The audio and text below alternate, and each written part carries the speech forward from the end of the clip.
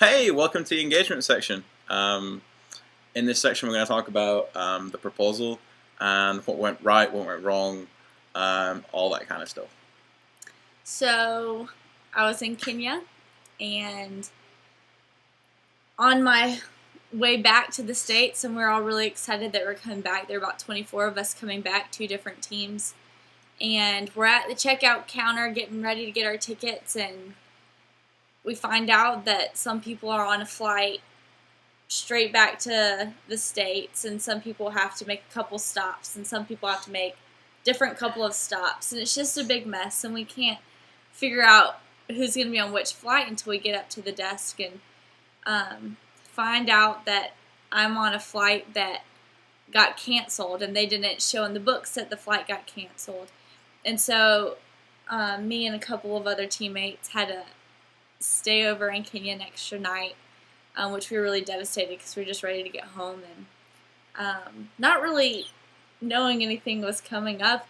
Kind of had a feeling just because everything was just so stressful, and Nick was like, "You gotta get home. You gotta get home." And I was like, From my side of it all, I'd planned this whole day that was on the balance and the hang of her getting in on time. Yeah. And so I was freaking out when I had the phone call saying missed my flight. They messed up the airline. The airline's messed up, and I'm not going to be on for a day later. The great thing is my whole plan was not to actually ask her on the day she arrives back in America, but ask her on the day that she arrives back into Mobile, because you obviously had a day with the team, so you weren't released until the day after. So I'd planned it all for the day after, so you had a day of rest and all that kind of stuff. So them being late still actually caused it on the same day, but it knocked it back by a few hours. Yeah. And I had obviously a few things booked that you'll obviously tell us about that I had to very quickly and worriedly change and try and match your itinerary. Yeah, so I was thinking, okay, can't really do much about it, but okay. So my mind started turning a little bit, and then we had the next flight was 10:30 the next night, and so we ended up leaving that next night. We got to Amsterdam from Kenya and got to our flight on time. Everything was great. Got on the plane, and we were delayed an hour sitting there. Supposedly they put too much cargo on the plane and they had to take it all off. And so we're sitting there like, kidding me? So finally get up in the air. Somehow we lost time in the air too. We finally land in Detroit. We have to get to our next flight, our connecting flight to Atlanta within 15 minutes or so. That means we have to go through customs and everything. And I knew this is not going to happen. And so I just start crying on the plane. I just want to get back to Nick. I just want to get back home. And I asked my leaders, can I just go find another flight? I can't do this. Like, I've got to get home. And they said, yeah, it's not a problem. And so I call Nick, and Nick's like, I know, I've already got it all figured out. And I was like, wow, you're really on top of things. Well, at this point, I was to jump back and reveal a little bit of the surprise. Part of my plan was to fly to Atlanta, surprise her in Atlanta, and then take her from Atlanta to Pensacola, where there was the limo waiting to do the rest of the proposal we'll come on to in a second.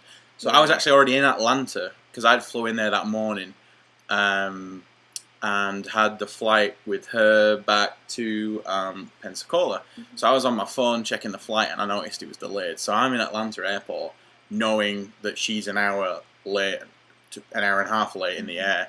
So then I jumped on the desk at Delta and was on it before you'd even landed. Yeah. Which kind of, I guess, shocked you a little bit, wondering how's he. And I was on the phone to her, and at the time I was calling like flight 284, and I'm like, oh, I don't want her to know I'm in the airport. I'm trying to like kind of hide it down and listen to what she's saying. Yeah. So, but I had no idea. So I get off the plane. I'm running off the plane, trying to get through customs, but I'm talking to Nick at the same time to figure out what to do. And the guy at customs starts yelling at me, "You can't be on your phone." And so I'm crying, got off my phone, wrote the wrong place that I was in Africa on the customs card because I was so flustered. Had to wait for my bag. I wrote that I was in Kenya and Tanzania instead of Kenya and Uganda. Go figure. Anyways, then I had to wait for my bag, and then I had to go through security with my bag, and then they found something in my bag that they thought was bread, but it was just some spoons that I had brought back. And then always getting spoons confused with bread. Yeah. And then Obvious mistake. I get to the ticket desk, and the guy is a total jerk. Sorry, but he was. And I'm on the phone to Nick trying to get through because Nick said he had a plan and that he had me on a what'd you have? On a wait list or a standby list. Standby list. If she got through customs in like 30 minutes. Yeah. So I got through, so I called Nick and said, "Hey, I'm through customs trying to talk to this ticket guy. He's saying I can't get through to this flight, and I'm trying to get him to get me through." And this guy's yelling at me, "Get off the phone with your boyfriend. Just listen to me. He's not a Delta's agent," and all this stuff. And I was like, which I'm not, you know. Yeah. He had a point. Yeah, yeah. But he didn't need to yell at Chelsea. Yes. And I knew that he had it figured out. He just seemed like he had it figured out. And so the guy, bless him, eventually gave me the ticket, the standby ticket, and he said, "You're probably not going to make it." So he gave it was me another overbooked, ticket. wasn't it, the flight? Yeah, he told me that the flight was overbooked already and that there's no way I can make it. But I said, "Just please give me the ticket anyway." And he put another ticket behind it, and he said, "This flight's in a few hours. You can catch it if you can't catch this one." So I book it to the to the counter, and I get there, and two of my other teammates ended up there, and we're just waiting to see if we can get on this plane. And it was probably 2 minutes before the plane was supposed to take off that they called my name and said I can go on. And it was actually me and another teammate were able to go, and the other teammate was going to be left. But the guy that was going to go with me gave the other girl the ticket. So that was really nice sweet. of him. Yeah, so we get on the plane, and they're like, "You've got to run." And so we're running on the plane. And I called Nick and said, "I made it. I don't know how I made it." And he said, "You made it?" And I said, "Yeah, I mean, for me, because obviously she had no idea that I was in Atlanta and had all these things sort of in place, the fact that she made that flight meant that I didn't have to cancel the limo and then cancel everything that I had arranged ahead of that. So for me, her making that was a massive relief. Yeah. Because I was stuck in Atlanta airport thinking I might have to sleep there until she gets here, and I'm kind of wanting to smell good and look good because I'm going to ask her to marry me, and I'm going to look rough as a dog. Yeah, which I did anyway because I'd been No, you did not. Plane for 48 hours. But anyway, thanks. So I get on the flight from Detroit to Atlanta, and that flight got delayed a little bit. I don't know what happened, but somehow it got delayed. I think maybe weather. And we landed, and I'm towards the back of the plane, and everybody's standing up, and I start just telling everybody around me, "I've got to get off. I've got to get on a plane in 15 minutes. I don't know where my gate is." And so I'm yelling at everybody, "Please, please, please let me through." And they're like, "Oh, it's fine. Just, go ahead of us." So I got ahead. I was running down the jetway or whatever it's called, and I ran off, and I looked at the lady at the counter, like, "Where's the screen to see where my next plane flight is?" And she pointed up, and as I was looking up at the screen, I saw Nick, and I was like, "What's he doing here?" And I screamed, and I jumped back, and I started running back a little bit. Not a great feeling to start with, because I thought, she was very pleased to see me, but obviously it was her way of dealing with the shock. Yeah, I was just completely shocked, and I was so flustered from everything, just trying to get to the next plane. Nick was there. What was he doing there? And so I remember we hugged for like 10 of those 15 minutes. Yeah. And then ran to the gate when we made it, and I managed to rearrange the flights so that we were still next to each other. And we made it on the flight. Yeah. Which was a massive relief. So. Yeah. So we're on the plane and just still in shock and a lot of jet lag, and the plane flight to Pensacola was like 2 seconds, it felt like, and we get off the plane and had problems getting my bag because we just messed up the flight so much, but it was okay. It wasn't a big deal. I was just so happy to be home, and we get out of the airport, and Nick's like, "Huh, Forgot where I parked the car. Oh, and when we're in the airport, he keeps making these random phone calls off of my phone because his phone had died. My phone had died because I was in the airport for so long that I was on my phone and just used all the battery on it. And so I had to call the limo guy to tell him to pull round because he couldn't pull where we were walking out of. So I borrowed Chelsea's phone and made this phone call next to her. And I didn't know what to say because I didn't want to give it away. Hi, limo guy. This is Nick. I booked a limo because I'm about to ask her to marry me. Can you pull around, please?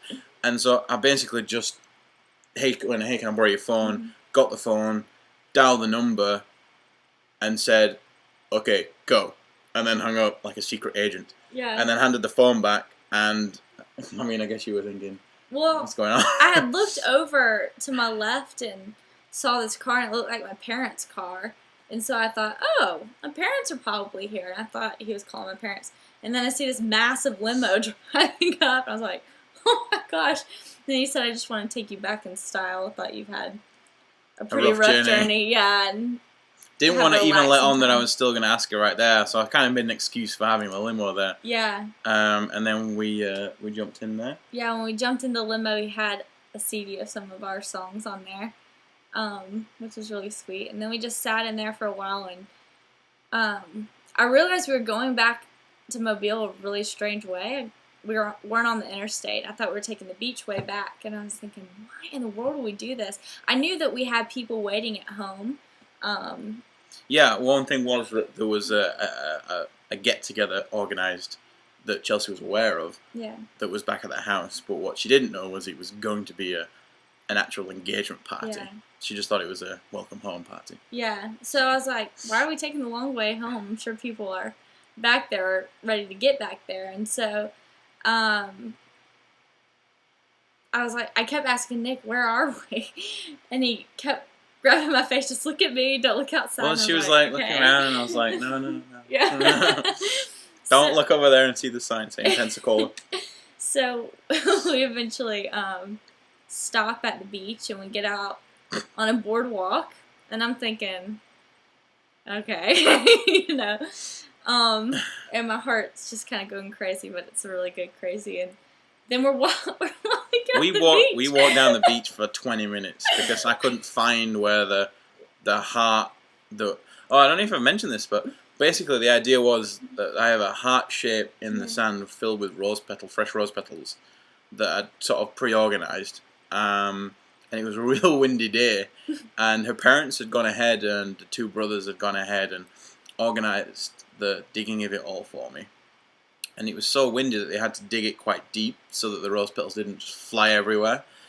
So I couldn't see it, and I didn't know where it was, and I was already nervous because I'm thinking in my mind of everything I'm saying and everything that I want to say, and I'm trying to be as open, as romantic as I can be, and I'm walking down there trying to process all this information, trying to think where's the hole, where's the heart, and I walk all the way down the beach for a good 10 minutes, don't see a thing, and I sort of hear this whisper of this group of young people that is kind of chilled out on the beach, like, is that them, and I'm thinking, they know that I'm, so I was kind of walking kind of past with Chelsea and kind of tried to kind of, you know, shield them, and I kind of looked over my shoulder like that, and I kind of went like that, and just in the hope that they would get that I was going, where? And they went like, so they were pointing like back down, so I was like, oh, they know. So I kind of did this turn with Chelsea, and we kind of walked down, and you must have thought, what's he doing? I was like looping round, and then I got further down, and then there was another group of people, and I was like, and they were like pointing me up, you know, so I turned, and then I just saw this like hole in the sand. I was like, that has to be it. If it's not that, then whatever it is, I'm asking her to marry me there. I nearly got down like at the first fail when I was walking down there, and I was like, oh, I can't find it. I nearly just got down on one knee right there and then, but thought, no, I'm gonna do this. So we wandered around. You must have thought I was going crazy. Yeah, it was just, we were walking in circles, and it was a good thing that I was in jet lag because I never heard the kids or anything. I was just kind of like, we're just going in circles, and I mean, it's really lovely what he's saying, but we're just going in circles. And then finally we get to this hole in the ground that's shaped in a heart and has rose petals and was beautiful. And I said, "Do I get in?" And he said, "Yeah." Guess so. I didn't know it was gonna be a hole at this point. You know, I thought it was just gonna be a heart. Yeah. So then we kind of got in, and I got down on one knee, and And he asked me to marry him, and I said, "Yes." there you go. Yeah.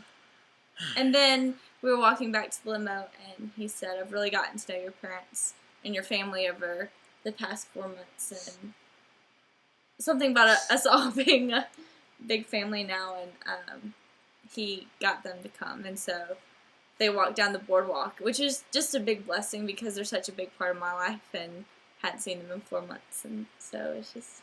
And I'm sure your mum was delighted she could secretly watch. Yes, of course.